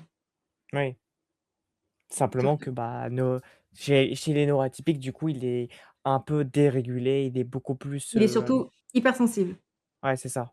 plus Il capte sensible plus de choses que les gens normaux. ils vont se déréguler plus facilement et ils vont se re-réguler plus facilement. Ouais, forcément. Parce que du coup, ils sont plus sensibles, donc ouais. Ouais. Mais du coup, en tant que donc vu que c'est des gens qui sont enfin hypersensibles, ils vont beaucoup plus être, amenés à faire des choses, on va dire extraordinaires. Je sais pas, par exemple, des chanteurs, ils vont beaucoup plus être, dans l'émotionnel, à réussir à mettre beaucoup d'émotions sur des mots, alors que, bah, d'autres ne le font pas, ou faire un peu des choses très, très artistiques, être sensible à ces choses-là. Bah, du coup, quand, l'hypersensibilité devient une force, oui, ça devient, on peut toucher effectivement les gens avec, le côté émotionnel, oui. C'est quelque Mmh. chose que c'est une information que l'on capte facilement et que l'on peut transmettre facilement, OK. l'émotion. Mmh. Et donc, par exemple, quand on dit, je sais pas, c'est un génie parce que le gars il a réussi à faire un truc incroyable, c'est parce que son hypersensibilité a touché quelque chose que les gens ne pensaient pas atteignable. Je sais pas, il y a Je sais pas, c'est une bonne question. Hem, En fait, le côté génie pour moi, c'est ceux qui ont accès à leur créativité, à leur inspiration, à leur intuition. Ce côté génie pour moi, c'est comme ça que je le vois et cet accès à sa créativité, à son inspiration, à son intuition, on l'a quand on est en sécurité. C'est vraiment OK. un état de recul, de discernement, de clarté, mais de connexion aussi, de lien, Mmh vraiment. mh. C'est vraiment l'état où on est en connexion avec l'autre, en partage et avec soi-même. Et cette reconnexion à soi-même permet de se reconnecter à ce qui nous entoure aussi. Après dans le milieu de la spiritualité, si on peut élargir un peu ça, se reconnecter à soi, c'est se reconnecter au sens profond de sa vie, de ce qui nous anime, de qu'est-ce qu'on a envie de transmettre, qu'est-ce qu'on a envie d'apporter dans ce monde et du coup, à quoi on se connecte? À quelque chose peut-être aussi de plus grand que soi. Tout dépend ce qu'on imagine dans le plus grand de soi. Il y en a que ça va être dans la religion, ça va être dans mais ça peut être aussi dans quelque chose de dans le on peut être connecté aussi au monde du vivant, à la vie. Moi, j'aime bien dire ça aussi, c'est se connecter à la vie. La vie est vraiment quelque chose de particulier, de plus grand que soi. OK. Parce que, justement, moi je suis quelques émissions américaines où souvent, c'est là où j'en ai beaucoup entendu parler, c'est par exemple à la Silicon Valley, il y a de plus en plus de neuroatypiques qui vont là-bas, parce qu'ils sont donc en sécurité et même bien mieux compris que dans d'autres pays. Est-ce que, ce regroupement fait que ce côté génie ressort beaucoup plus par leur hypersensibilité et leurs facultés un peu hors normes pour certains? Bah, je pense déjà qu'on leur propose certainement un environnement qui est beaucoup plus sécure. Oui. Donc du coup, où l'hypersensibilité devient une force, devient, oui, quelque chose qui est mis en avant, ils ont accès à tout leur potentiel, oui. Mmh. C'est comme ça que je le Oui. vois en tout cas. Ah OK.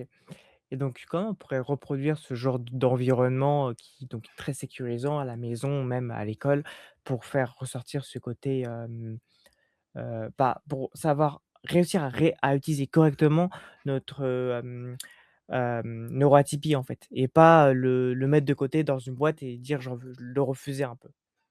Mais moi, j'ai envie de dire déjà, chacun régulons notre système nerveux, notre propre système nerveux, pour vraiment rayonner cette sécurité en soi et autour de soi Mmh mh. et co-réguler les autres. Je pense Mmh. que plus on va être nombreux à être dans cet état de sécurité, qui est aussi un état d'amour de ce qui est, hein, en fait, vraiment, hein, de pleine présence à ce qui se passe, de voir et entendre tout ce qui est autour de nous, de tout ce que vivent les autres et de tout ce qu'on vit chacun, personnellement aussi. Plus on sera comme ça, plus on sera nombreux à être comme ça et plus le monde va changer pour moi. Mmh, oui. Moi, je le vis déjà au sein des familles. Mmh. Mais est-ce que les familles seraient pas aussi une porte d'entrée sur, l'avenir de ce monde? Sûrement, bah, c'est là d'où part donc forcément, il y a quelque D'élever des chose. enfants sécures, sereins, qui sont vus et entendus dans ce qu'ils font, accompagnés dans ce qu'ils aiment, et élevés dans ce qu'ils veulent être. Mmh. C'est mon point de Ouais. vue. OK. Aurais-tu un message à transmettre directement aux parents qui nous regardent, et qui se sentent à bout de souffle? Oui. Je voudrais leur dire que c'est pas de leur faute, Mmh. qu'ils font ce qu'ils peuvent avec, ce qu'ils sont, ce Mmh qu'ils ont mh. vécu et vraiment là où ils en sont. Heu, que rien n'est une fatalité, que tout s'explique, tout se répare et tout se transforme. La vie n'est que changement, que nous sommes avec nos systèmes nerveux mis à mal de génération en génération et que nos enfants ne peuvent plus s'adapter sans travailler à réguler leur système nerveux. C'est plus possible pour eux et que tout cela est possible en changeant nos habitudes et en prenant soin de nous. Mmh. C'est joli. C'est sincère. Aussi. Super. Quel est ton plus grand outil, secret en un mot? L'amour que nous portons à nos enfants, c'est le plus beau bel outil et l'outil qui nous portera le plus loin. Mmh. Ouais. Les voir et les entendre dans qui ils sont et les accompagner à rester qui ils sont. C'est eux qui feront le monde de demain. Oui, pas l'inverse effectivement. À Ouais, nous c'est de ça. les accompagner avec sécurité et Mmh. confiance. Et pour tout ce qui est, innovation, tout ça, tu penses que c'est, en tant que neuroatypique, souvent, c'est, des gens qui peuvent être très, très bons là-dedans, en fait? Toujours à vouloir innover, toujours à faire, c'est un peu, Oui, je pense qu'on a tous quelque chose à amener, tous quelque chose à amener, une part de nous à innover dans ce nouveau monde, à le construire, à le changer, à le transformer ou à le reconstruire, tout dépend de la vue de la le point de vue de chacun. Mais pour accéder à cette, hypersensibilité, en faisant une pleinement. force, pour accéder à notre potentiel, pour accéder à ce qui nous anime, accéder à notre créativité, il faut être dans l'état de sécurité, Mmh. le plus souvent possible. Donc pour moi, ça passe forcément par la régulation du système nerveux. Le système nerveux, c'est le pont entre la tête et le corps, c'est le pont entre l'esprit et la matière. Heu, c'est le pont entre le tangible et l'intangible, et on peut aller très loin comme ça. C'est le pont entre le visible et l'invisible. Mais pour moi, c'est la base essentielle de tous ces domaines-là, de tous ces mondes-là. Ah oui, en termes de médicaments, est-ce que, par exemple, la Ritaline, on en a parlé tout à l'heure, mais est-ce que c'est des choses que si, si par exemple ça peut être «grave» entre guillemets, est-ce que c'est quelque chose que tu pourrais pas forcément conseiller, mais se renseigner là-dessus, ça peut aider pour certains cas ou, comme un début de chemin, en tout cas? Oui, moi, c'est ce que je disais tout à l'heure, c'est que rien n'est à bannir, rien n'est à mettre de côté. Heu, si ça peut aider à, gagner en sécurité, au moins au début, Mmh mh. pourquoi pas? Par contre, il faut vraiment avoir la notion que la chimie masque des symptômes Mmh mh. et des fois, apaiser ces symptômes peuvent amorcer la sécurité, mais à un moment donné, il va falloir aller rencontrer la cause, l'origine de ces insécurités-là. Pour moi, c'est indispensable. Sinon, on continue à vivre sous chimie, Ouais, c'est toute sa plus, vie. se droguer qu'autre chose que vraiment un outil qui peut réellement aider, quoi.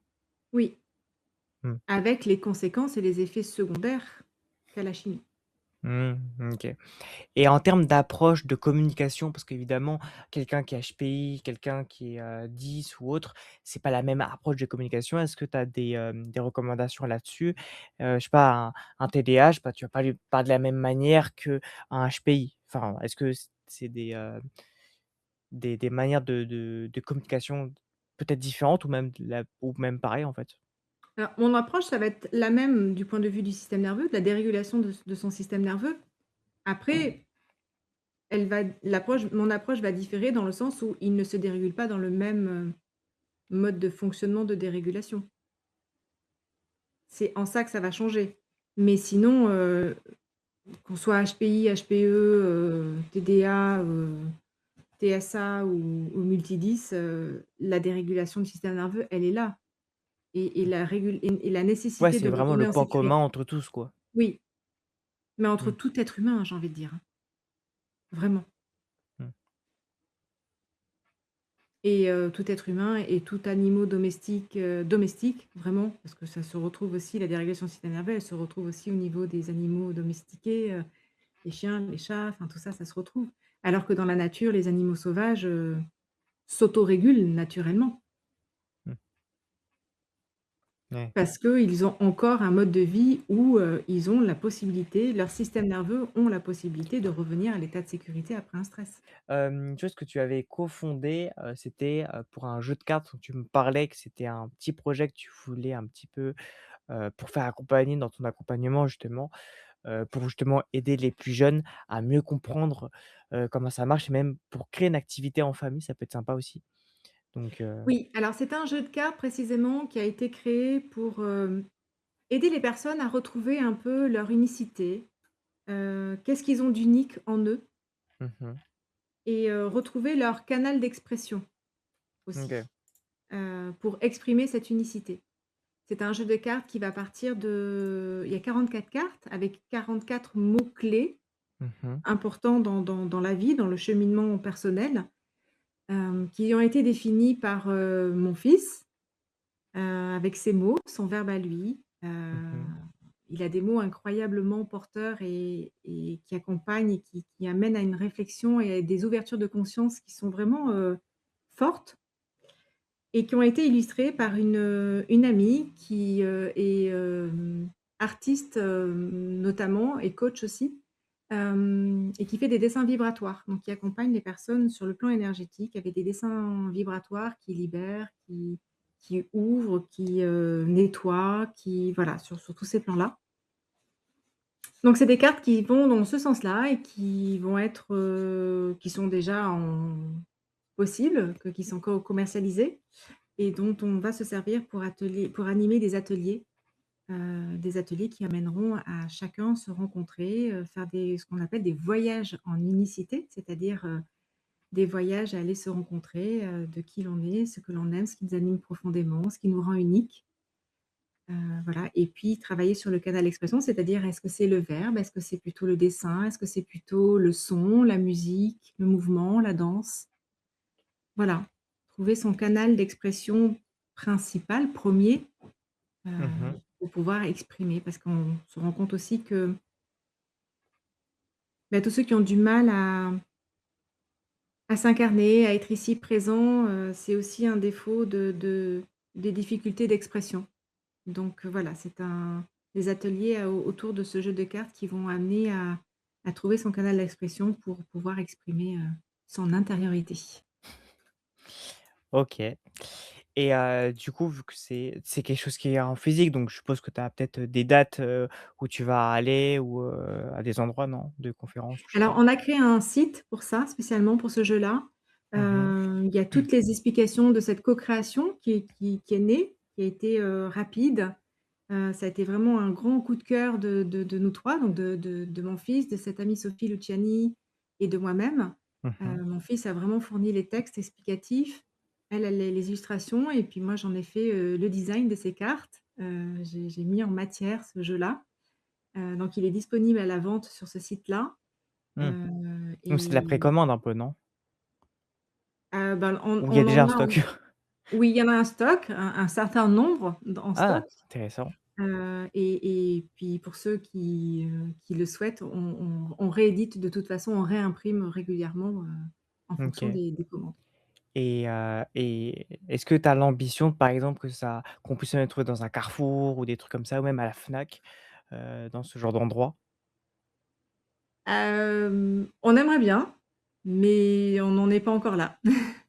Pour l'instant, on a créé ce site où le trouver et on a créé ces ateliers pour vraiment, bah, faire des choses autour de ce jeu de cartes. OK, très intéressant et évidemment, le prix de ce jeu est de combien? Alors il est à 33 €. OK. sans compter les frais de port. Tout dépend où se trouve la personne, bon, en OK. France, c'est aux alentours de 7 € les frais de port. Donc on arrive à 40 € pour avoir le jeu, Ah livré, ça va, c'est à correct, un jeu domicile. de société, Voilà, c'est plutôt pas oui. mal. Bon, je pense qu'on arrive à la fin de ce podcast.